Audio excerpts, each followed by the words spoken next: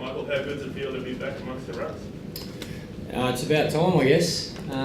Look, I think the team should be extremely proud of the position we're in at the moment. We've copped a little bit of criticism after not making enough runs in the first 2 Test matches, and rightly so. But I think the way everybody did their job in our first innings is credit to all the boys. We've worked exceptionally hard in the lead up to this Test match, and it was nice for everyone to get a little result. But we've got a lot of work ahead. The wickets, as you've seen, is pretty flat. There's not much movement there for the bowlers, and hopefully we'll get a second innings as well. So we're gonna have to bat ball then as well. So, Michael, how heartening is it to have a performance like that when the Lords, the team couldn't quite even just form off the 2 performance? Yeah, I think it shows a lot of character. But like I said before this Test match, it's about where we sit in the series now. We have to win the next 3 Test matches. So I sit here pleased with the first 2 days, but it's irrelevant if we don't win this Test match. So we're going to have to work exceptionally hard, even harder than we have over the first 2 days, over the next 3. So does that mean you really have to force the pace in this game? Try and make things happen? I think we have to keep doing what we've been doing. I don't think it's the type of wicket you can force too hard. I think you've got to build up pressure. The bowlers are going to have to be exceptionally consistent like they were this afternoon.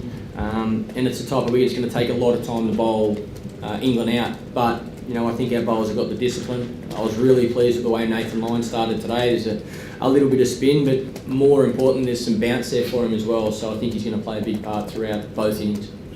Mike, you said immediately after Lords and in the build-up to this that you still thought Australia could win the Ashes and that people might be laughing about that. But do you think they might be changing their tune now after a couple of days like that? No, they'll still be laughing.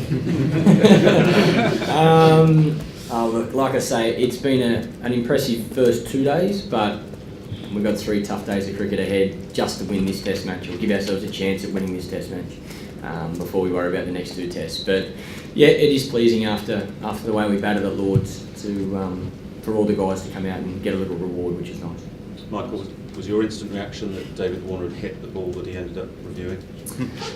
My reaction was yes, I thought Davey hit it, but in fairness to Davey, if you have a look at the replay, actually hit his pad at the same time, so he mightn't have, well, he obviously didn't feel the ball hit the bat. We had a little discussion in the middle. Let's just say we disagreed, but in saying that, I did say to Dave I would back his judgment 100%.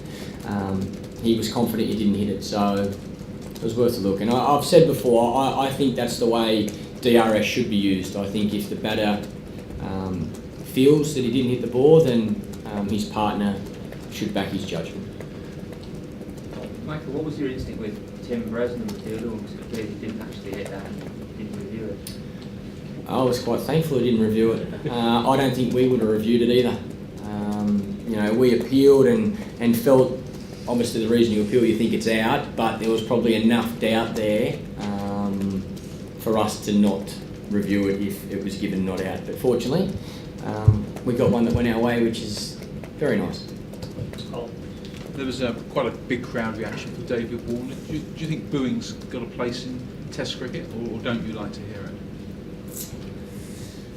Where's this answer going to go?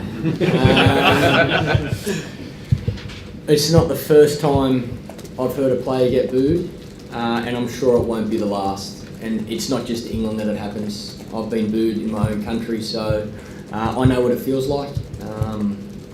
As a player, you've got a job to do. You're pretty focused when you're walking out the bat, so I can guarantee you it wouldn't affect Davey one bit. He seems to, I'm going to ask you, does he deal with being the villain okay or not? Davey? Yeah. Oh, he loves it.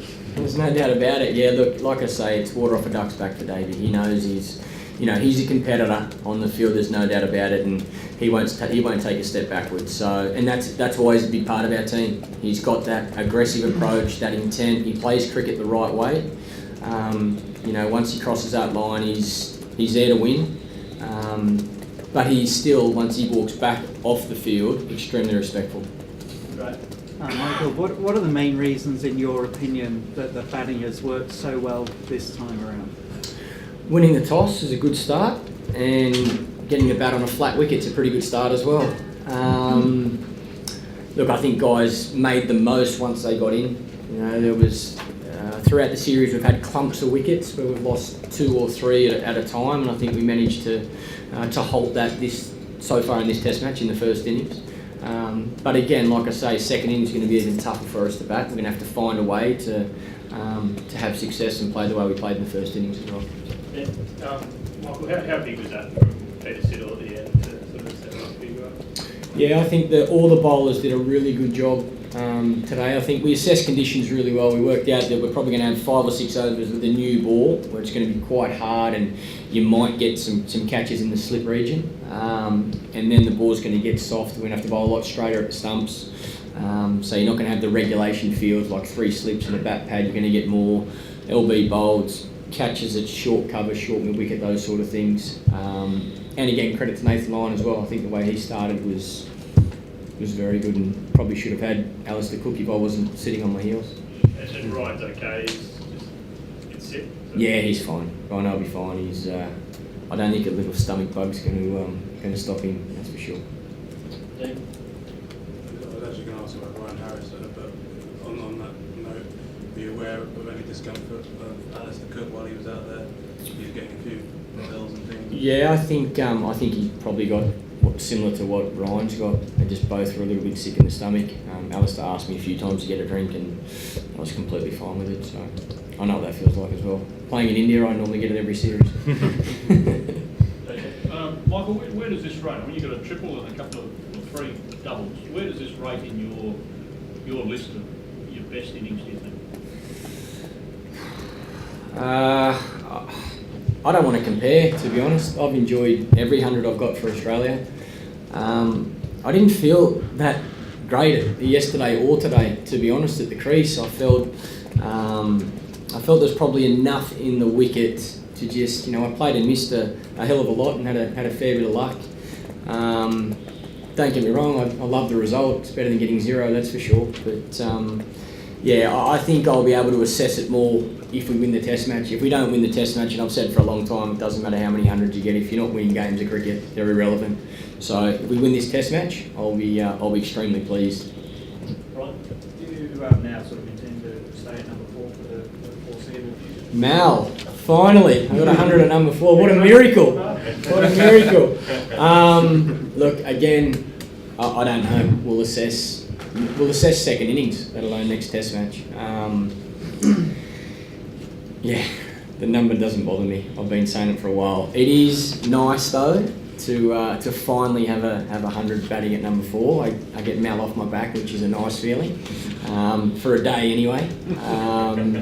But yeah, I'm not sure. I'm not sure if I'll stay there or if I'll move back to 5. Michael, I know you're big on hypotheticals, so Yeah. chance to enforce the following, would you enforce the following? Let's get our 3rd wicket tomorrow first. Yeah, I'm not even going there. Who knows? I would love to be in that position tomorrow to be able to make a decision on that, but I think it's going to take a lot of hard work.